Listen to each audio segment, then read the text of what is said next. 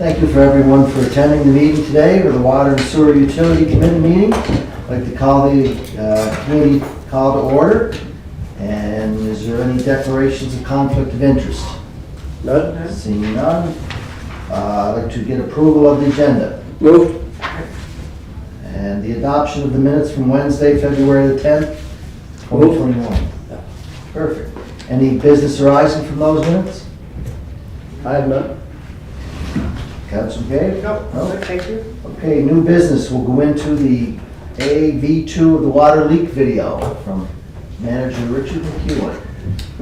So, in cooperation with Environment and Sustainability, we've worked on a video to help our customers understand how to check for leaks in their homes, and it was launched today. And I'm hoping I can find the play. No, that was Skip.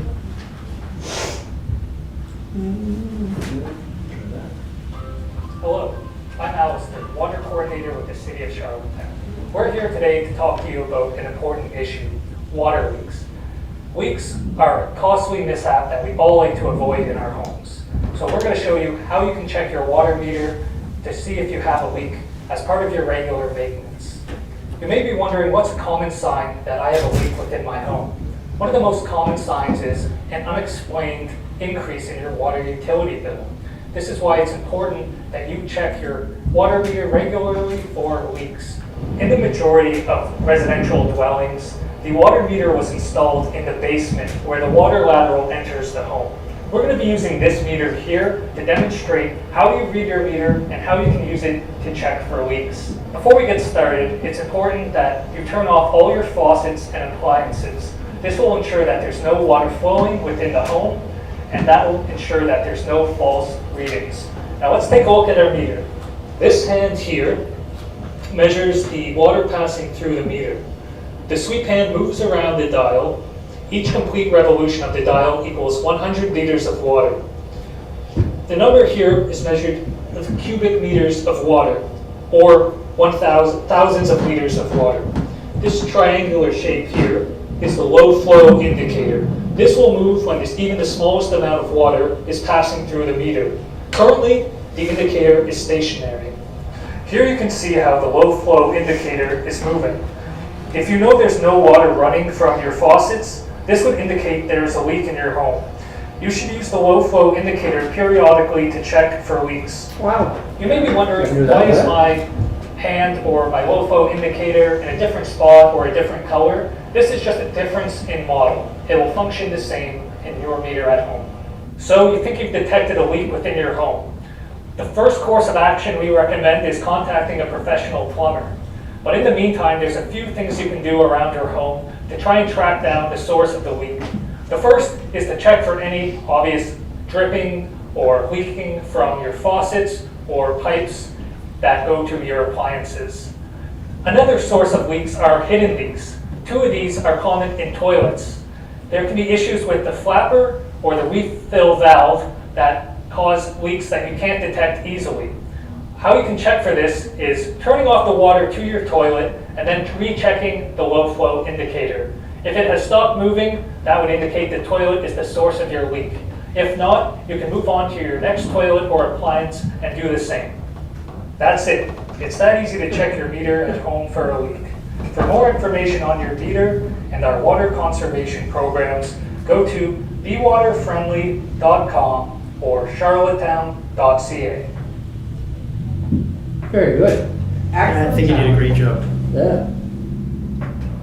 Excellent job, Richard. Yeah. What's all the people at the end there? Oh, that's just other videos we could watch, but we'll leave them be. No, that's nice. That's good. No, it's something that's been on our radar for some time, so we greatly appreciate it. Years ago. Yes. Thanks. It is good. Greatly appreciate that they do it. I mean, all that information is on every bill that we send out every month, but it's nice that we can point people to this video. And it was released today, and we will emphasize it again on Monday. World Water Day is this coming Monday, March 22nd. So, and we're also looking to have City Hall lit up in blue for World Water Day with our lights. Right on. So trying to bring attention to that. Good stuff. Very good. Very good. Excellent. Good afternoon, Councillor Twill. Okay.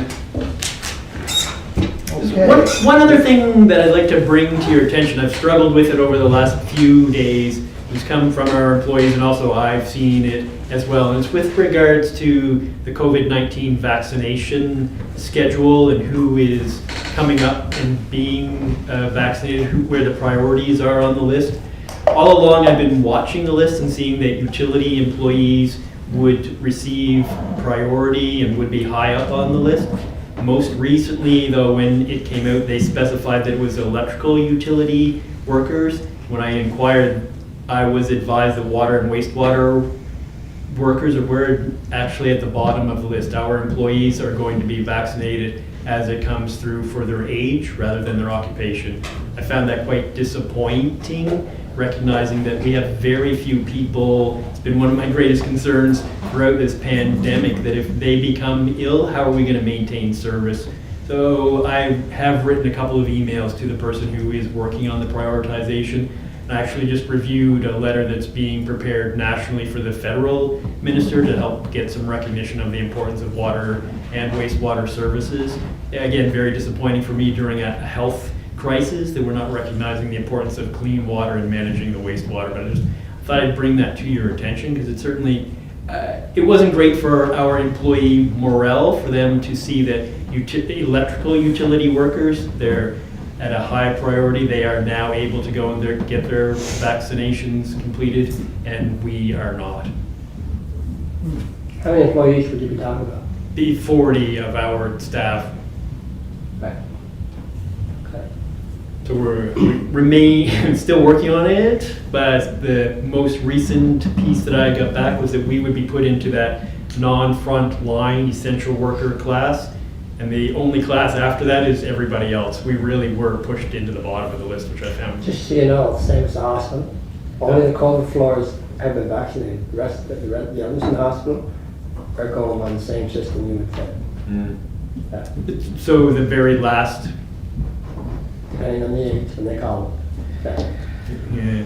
So my wife works on a COVID floor, so she's been vaccinated. My daughter works in Unit 8, it's not a COVID floor. And she will be, those different floors that are COVID will be just in the order you explained. And I guess what I found challenging was that electrical utility workers were given that high priority and not recognized. Yeah, what do I? Doesn't hurt to do what you're doing though. Checking out, I mean, your workers, I assume they tend to go into homes and stuff like that? Yeah, yes. Yeah, so, yeah.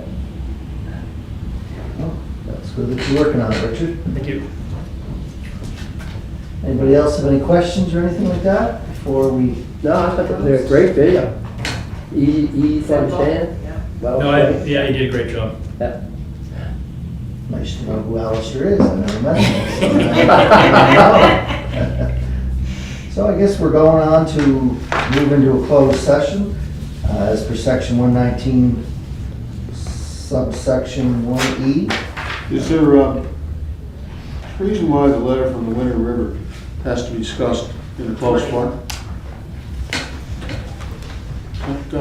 Why is that going to be discussed in a closed forum? You're going to be discussing financial matters of a nature with them. Yeah. Can't do that in public forum? There's two, that's a, I guess, if there's a personnel issue involved, obviously that needs to be discussed in closed session. Oh, so there is personnel issue involved. Okay. That's what I thought. What's that? So if there's a personnel issue involved with this discussion point, then it would be able to be done in closed.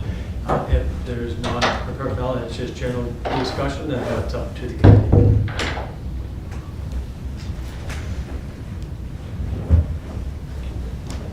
Well, what do you think?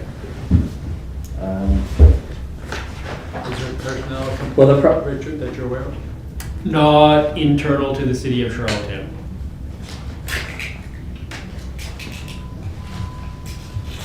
How would you like to deal with it, Mr. Chair? You know, it's a financial matter. I would think we'd go in closed session. I don't know what anybody else is feeling on it. Do you want to vote on it? Or? ever since I've been here, financial issues usually do.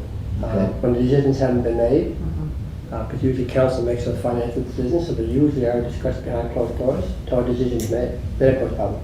That goes, So- yeah. So do you want to move behind closed doors? You want to vote on it? Sure. Sure. Yeah. So moved and seconded to go in closed session. Yep, I'll second. Okay, just stand by, please, Mr. Chair. Thank you.